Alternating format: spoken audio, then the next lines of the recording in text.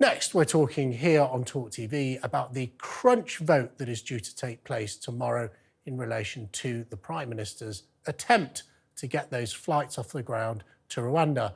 Tomorrow we'll see the Rwanda bill, not the first, not the second, but the third Rwanda bill return to Parliament, and it is facing some heavy weather, with the star chamber of right-wing Conservative MPs and the lawyers panel of the left-wing One Nation group going to give their opinion about whether their MP should support that bill later today. This comes on top of the fact that Suella Braverman, the former Home Secretary, is also labelled multiculturalism as a failed project. And as if there weren't enough problems already, Michael Gove has popped up again to say net migration is higher than he would wish.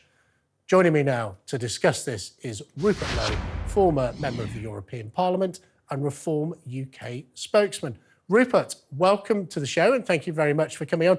What a challenge the Prime Minister and Parliament faces this week to get this Rwanda policy off the ground. I presume as a spokesman for Reform UK, you're rather in favour of this bill, are you?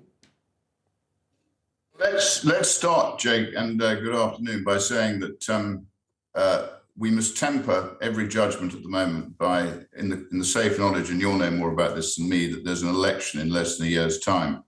So we are seeing, I think, some positioning. But I have to say that when I watched Generic on Laura Kuenssberg yesterday, I thought for the first time he actually made a lot of sense, rather like Suella Braverman's making a lot of sense at the moment. It's all, everyone, Rupert, has a Damascene conversion as they leave the cabinet. It happens to all of us. Well, that's why I said everything has to be tempered, Jake, with the fact that there's an election in less than a year. Again, you all know more about that than me, but I think Reform has been saying consistently, and it's extraordinary to me that the penny seems to be dropping just before we have an election, which is really the only time in which the British people can hold these ministers and the civil service to any form of account.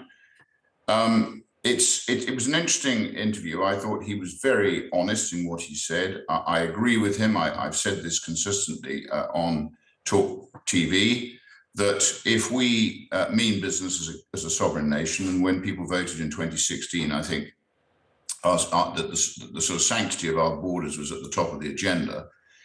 We are now a sovereign parliament, we are a sovereign nation, and we should be able to manage our borders properly.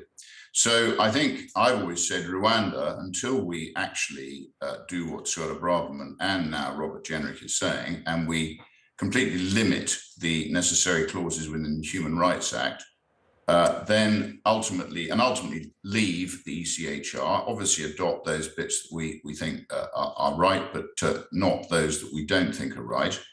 And we manage our own borders correctly. And we actually send these illegal migrants back home immediately, or to Rwanda, ultimately following a similar formula to the one that Australia has proven successfully.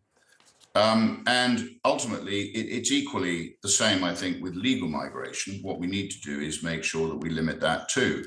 And I've watched in horror, these, I think most of them are young men, 87% of them are young men. I don't see women and children sort of alongside them. And I was actually even more shocked, Jake, when this lad, Simon Ridley, who's a senior civil servant, told a hearing that he didn't know the whereabouts of over 17,000 asylum seekers who'd suddenly withdrawn themselves from the list for asylum. And Rupert, you're right. That is deeply shocking. It's quite extraordinary. There hasn't been a bigger stink about that. It's absolutely bizarre. You are making it today, and we thank you for it. But just looking ahead to tomorrow, I get what you say, right? The British public, just get the planes in the air. I agree with you, actually, that we should leave the ECHR. I've written about this. I think we need a British Bill of Rights. Do you remember that fellow, David Cameron? Oh, he's back now. I listened to him in Parliament. I think it was in 2016 when he was talking about his deal he'd done with the EU, talking about the fact that in his 2015 manifesto, he had put a British Bill of Rights in. It was in the 2019 manifesto that Boris Johnson was elected on. So we should absolutely do that. It's clear that's not going to happen. So is this bill enough to get the planes off the ground before the next general election? Well, I'm not a lawyer, Jake, but, Suella Braverman is, and ultimately she's quite clear that it doesn't go far enough in stopping the danger of legal challenges, which have been going on, as you know, and our judiciary is extremely woke, and it does everything it possibly can to frustrate the will of the government on this issue. Do you think that she speaks quite more, rightly, more widely, Rupert, to judicial activism? Arguably, that started with the prorogation of Parliament that Boris Johnson tried to do to get a no-deal Brexit. Of course, unanimous vote, Jake. I mean, it's all there. You can see it. Our judiciary. I was reading, watching a piece yesterday about how there is now questions about the probity of our judicial system, and it's a big question as to whether people should come to our courts anymore, because I think some of them are not what they used to be. So you think they have a political agenda? Honestly, these judges? You asked me the question. The answer, Jake, is it doesn't go far enough. The will is not there. And at the end of the day, if people want to deliver it, as a sovereign nation, which we now are, we can deliver it. It's about the actual people in charge having the will to do it. So I think you will find legal challenges. I don't know what's going to happen tomorrow. Clearly, there are some people in Parliament who are now beginning to worry about their seats, and they may take a harder line than people have taken in the past. But I think you know my view, which is that the ministers you've got a very weak gene pool, and the civil service has now gone feral. And if you don't have strong ministers, you can't hold the civil service to account, which is ultimately what needs to happen. Rupert, I like to think all the best people are on the backbenchers. That's what I would say. Let me ask you this, lastly.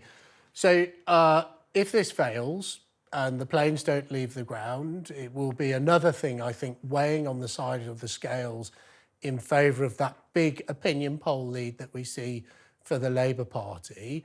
As a supporter of Reform UK, a spokesman for them, have you seen anything out of the Labour Party and Keir Starmer and his proposals in relation to both legal and illegal migration that you think would work where this Rwanda bill is set to fail, as you say?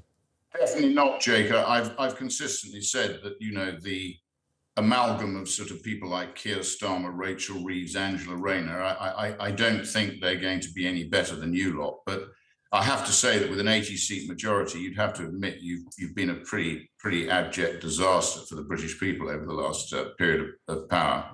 So I don't think it's an issue of Labour being better than the Tories, but equally I don't think the Tories should be rewarded by further incumbency, having failed in the way they have.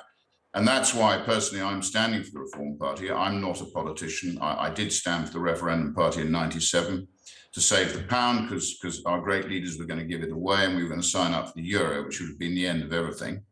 And then I stood again in 2016. Well, I did a lot for Vote Leave, and then I stood for the Brexit Party because I got so frustrated with that wretched woman, Theresa May. But, I'm standing for reform. I'm 66. It's my last foray into politics. And I'm hoping that the penny will drop, that actually they need real people from outside politics who've got real life experience, and they will actually be the agents for change, radical change, so that we get more accountable Parliament in Westminster, which is ultimately what the British people voted for in 2016. If they choose to carry on voting for either Labour or the Tories or the Lib Dems, or indeed the Greens, although we're now out polling most of those, and it's a great pleasure to see us shooting up, even without Nigel Farage. If Nigel comes back, I think it would make a huge difference.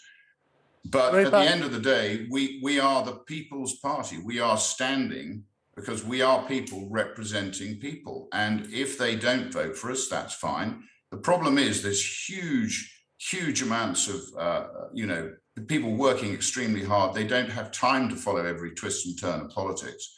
But the key question is whether they will hear about reform in time. They can get every twist and turn here on TalkTV. Thank you, Rupert Lowe, former European Member of Parliament and Reform UK spokesman.